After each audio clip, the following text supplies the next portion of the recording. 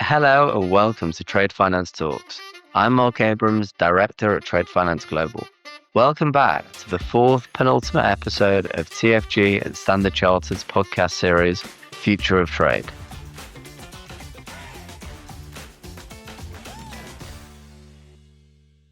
So we've spoken about commodity trade finance, about digitalization, and about wider trends in trade. Today, we're digging into supply chain finance, a function which basically allows suppliers to get paid earlier, buyers to payment terms normal or extended, and banks to bridge the difference. Supply chain finance was once primarily an instrument for maximizing liquidity. Now it's more valuable as a tool for maintaining resilience. And that's why SCF is attracting so much attention in the innovation space. I'm joined today by Ricardo Scarpinello, Global Head of Supply Chain Finance at Standard Chartered, to dig into these themes further. Ricardo, welcome to Trade Finance Talks. Thank you, Mark. Great to be here. If we dive into it, so with supply chain disruptions in the headlines pretty much every day at the moment, how you're seeing SCF helping businesses to unlock liquidity. With this kind of new normal of continued disruptions and uncertainty, what actual trends are you seeing? Yeah, it's a great question. We're recording this podcast. It's literally 2 months from the start of the conflict in the Middle East that has had already far-reaching impacts across supply chains, not just oil, LNG and the derivative markets. But we've seen these trends start really since COVID, when supply chains are starting being impacted by geopolitical events, have become more unstable, more volatile. And what we're seeing is clients really looking into their supply chains because there's a lot of liquidity that's tied up in their supply chain. They've experienced an environment of higher interest rate for a long period of time, and they have the need and the necessity now to shift what was primarily a liquidity-driven tool into something more strategic. We talk a lot about it shifting from being a pure liquidity to a resilience tool. And so corporates are deploying SCF much more purposely, much more selectively. They're targeting critical suppliers, critical geographies. And at the same time, the programs that they run are becoming more dynamic. They're multi-currency. They're much more data-driven than they were before. And increasingly, they're integrated in their broader working capital and treasury strategy. So SCF is no longer just about accelerating cash. It's very much about protecting the trade flows. To go along with that, we're seeing a few trends. First, with all this change and this volatility, liquidity is becoming even less distributed across the supply chain. And what supply chain finance does, or the purpose of supply chain finance, is to help redistribute the liquidity across the client's ecosystems. Secondly, we're seeing a shift away from a one-size-fits-all structure. Clients are increasingly deploying SCF across the broad spectrum of the solution. So payables, receivables, inventory, distributor finance, and they're really trying to tailor that to their geography, the currency, the key suppliers and buyers profile. What's becoming even more critical is flexibility, because as trades route diversify and supply chains continuously get re-engineered, they have to build programs that are far more resilient than they were in the past and that can easily change and adapt to the new norms. Last but not least, what we're also seeing is data and digitization playing a greater role into how liquidity is unlocked, whether that is integration to their ERP systems, additional data that it's fed around transport, deliveries. That allows for, a much more dynamic risk assessment, as well as deploying faster and more accurate programs across their supply chain. And obviously, for us, where there is better data, then there is also larger credit risk appetite, because that is one of the things that we take into account when looking at deploying these programs. So in a nutshell, it's less liquidity, or liquidity being unevenly distributed, which drives move away from a one-size-fits-all, and data helping make decision and shape how these programs look like. And just staying on that point, in terms of trap liquidity, volatility, price increases because because of inflation and everything that's going on. I mean, what role do you see receivables playing in all of that, and how have you seen kind of the product used more recently?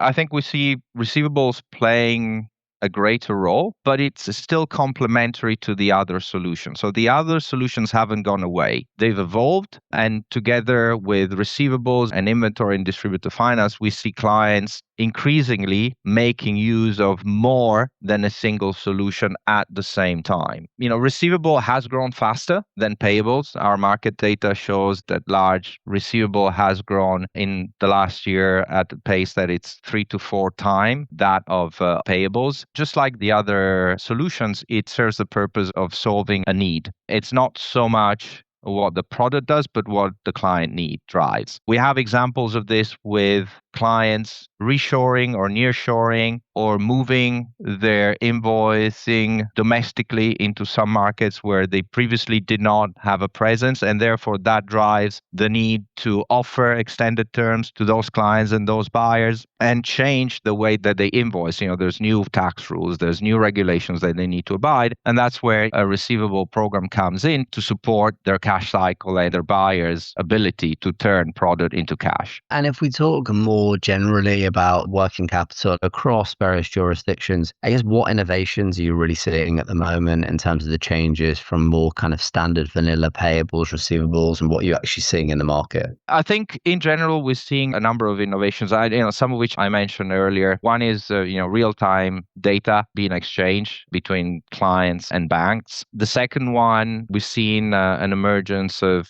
multi-funder rails. They can scale capacity for our clients, that digital platform fintech companies. And then, the third one that I was mentioning just now, it's the local ready structures that we're seeing more and more often. There are also solutions that we keep a close watch on. Inventory is becoming more predominant, inventory finance. We've looked at inventory days, and between 2019 and 2024, inventory days have increased by about 4% globally. That's a reflection of how companies need to secure their supply chain and therefore carry more raw materials or ready products. These three components, real-time, multi-funder rails, and local ready structures, are what's going to drive the market in the next few years for us. And we're trying to stay ahead of the game. As Standard Chartered, we're investing in digital innovation. We're replatforming our trade system with a new Trade Express operating system that allows for better real-time processing and an API-based infrastructure. This journey cuts out a lot of the manual step or legacy step that we had in our processes.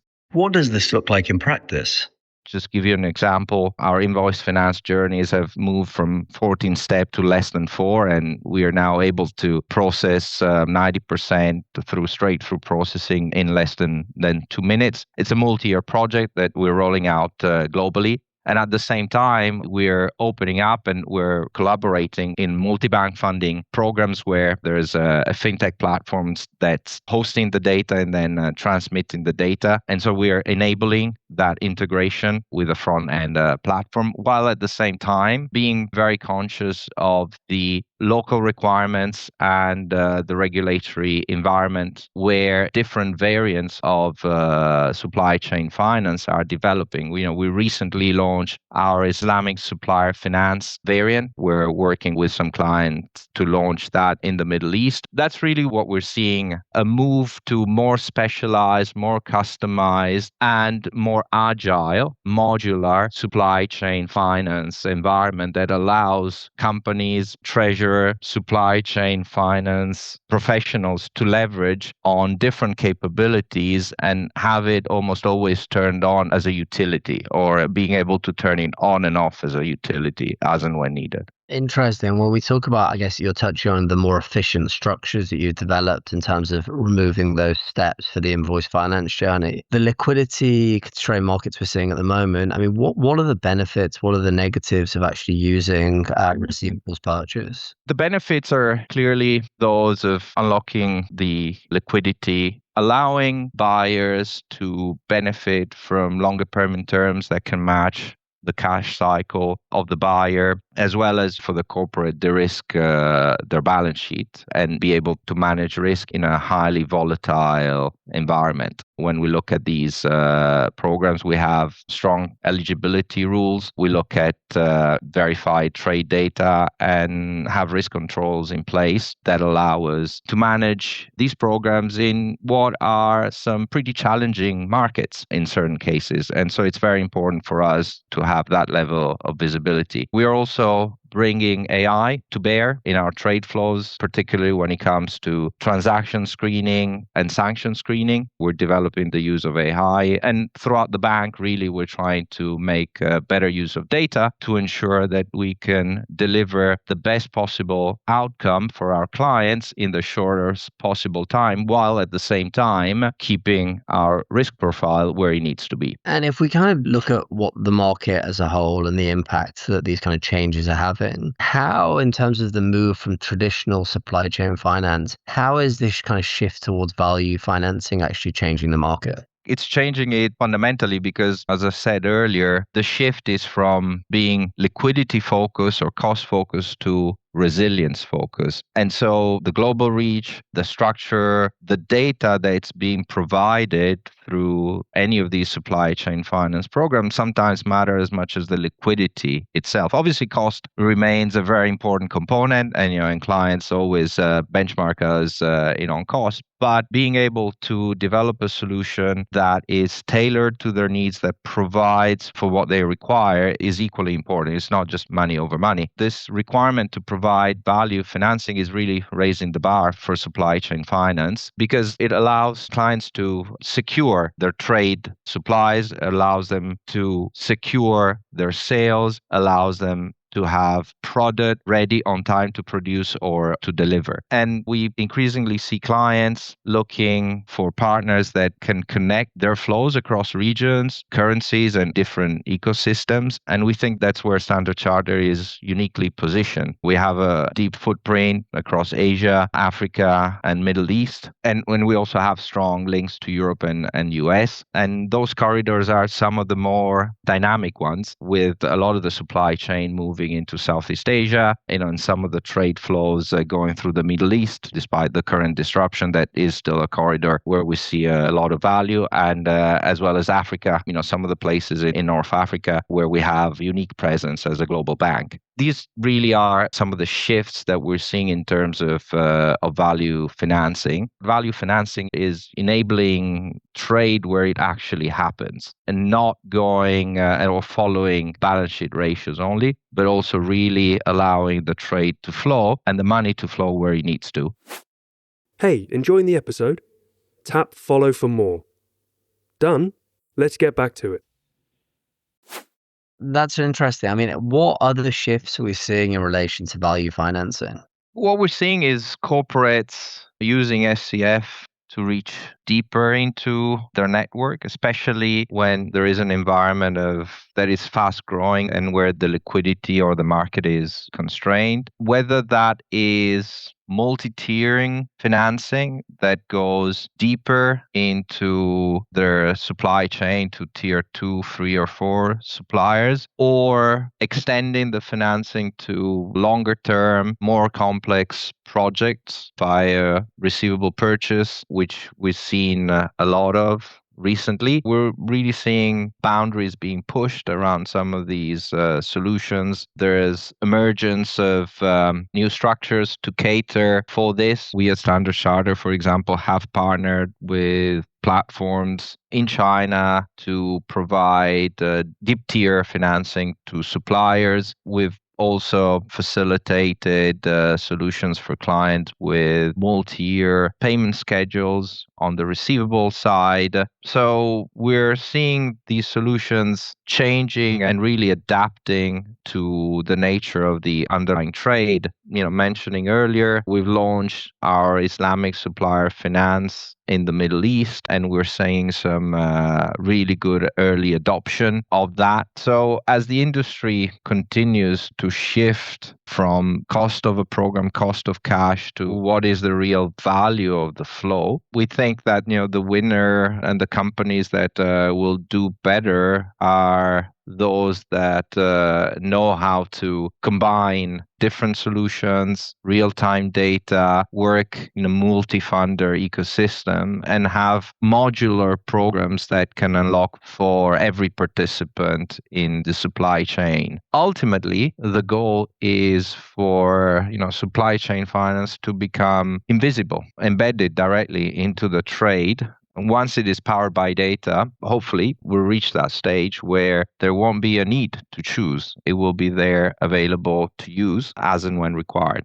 You touched on the clients that you work with globally. I mean, in terms of actually the policies of those clients, how do you advise and what does that policy look like as they grow and they look at receivables, payables, and with looking at diversification away from the dollar? What we see is a global environment that increasingly favors diversification. And so firms need to think about matching diversification with programs that fit ultimately their sales and their supply chain. Just to give you an example, cross-border RMB settlements between China and ASEAN have rose by 35% year on year, and that was in 2024. And we see that rise continuing. And the current usage of RMB is still quite low compared to China's share of global trade. At the same time, there's an increasing number of Chinese enterprises, for example, those in the renewables and electric vehicle space, that are building plants in the Asian region or setting up regional sourcing and treasury centers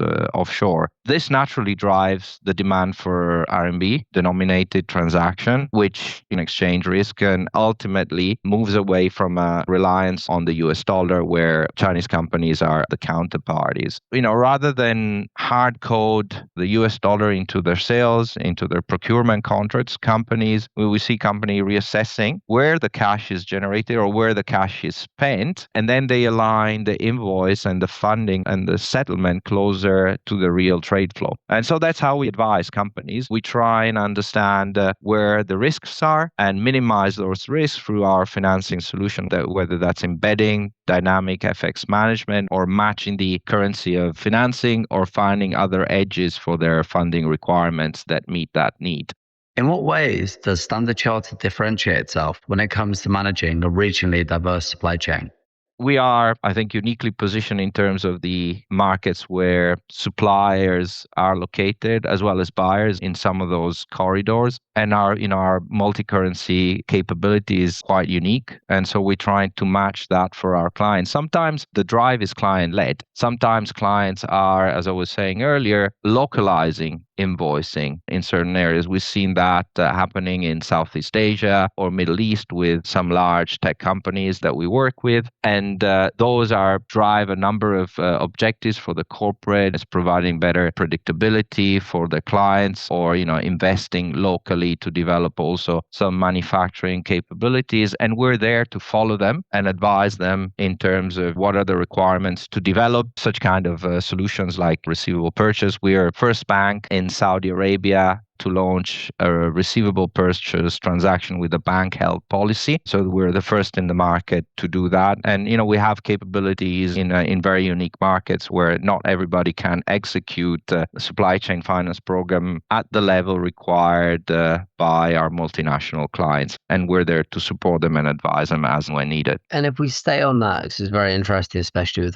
the kind of macro environment on the currency side, I guess what benefits and in terms of use, how you're seeing that develop in terms of multi-currency invoice financing or alternative financing structures, and kind of where do you see that going? I think, as I was saying earlier, multi-currency invoicing reduces the structural FS risk, right? When matching the underlying trade flow, whether it's on the supply side or on the sell side, it's a natural hedge. And so combining or overlaying, receivable or payables program or even inventory linked solutions to that helps release the liquidity locally, particularly in markets where the US dollar funding is either constrained or inefficient. When you have buyers that buy in US dollars and sell in local currency and a volatile currency, and they cannot build an edge because their terms are variable, their payments never certain, that drives price inefficiency and difficulty to manage that for buyers. And so we've seen clients that have moved to local invoicing to allow their buyers to have more stability and build a natural hedge for them to make sure that, as I was saying, the liquidity is realized and monetized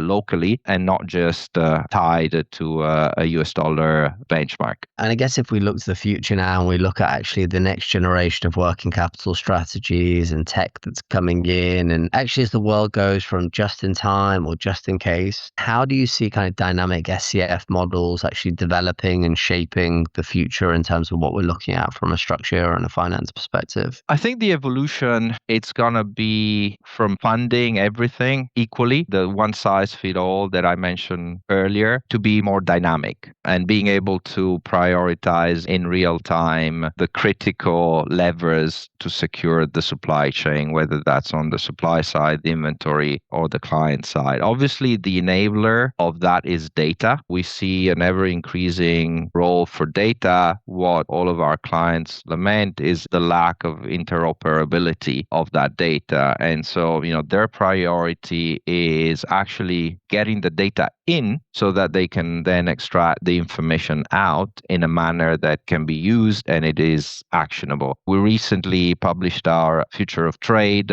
report, and we went out to 1,200 companies to poll, what their priorities are. And digitization is clearly at the top of that, but really the pain points are the interoperability and the quality of the information and how to enable the use of that information. That's one of the main trends that we're seeing in terms of moving from just in time to just in case. And then once the data is available, we think that they'll be able to move to a more portfolio-based working capital strategy where they can pull on the payable finance programs or the receivable finance to monetize sales faster, indifferently, and as and when needed, while at the same time having an inventory solution ready to keep goods moving when stock buffer are required. I think the innovation is going to be with data, how to orchestrate these tools together across the trade cycle. So very much to have that portfolio approach and effectively diversification of what they're doing on their working capital strategies. I mean, just I guess to finish off, because I'm sure you get asked this a lot by treasurers and decision makers and procurement leaders in terms of kind of the big issue at the moment, which is resilience. What would your recommendation be when looking for one of those kind of individuals looking to leverage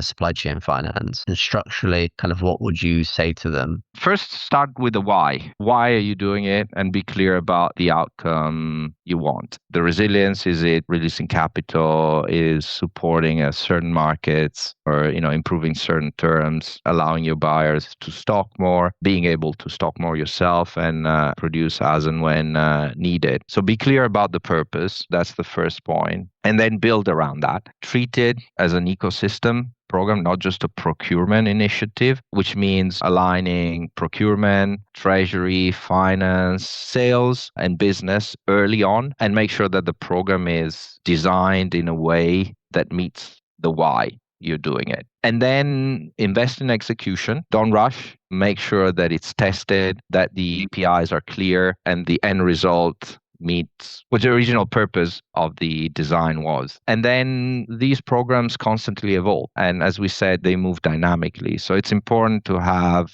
strong governance around it, eligibility, controls, clear documentation for the program to work seamlessly. And then ultimately find a partner, one or more partners, financing partners that are able to execute on that. The best part is really co-create with your financing partner if you can. And then we do a lot of that when we originate solutions for our client, because that's where you get the best outcome, when you co-create with a partner and you get validation in the process of what can be done. And in that process, you also learn some of the best practices that are there in the market.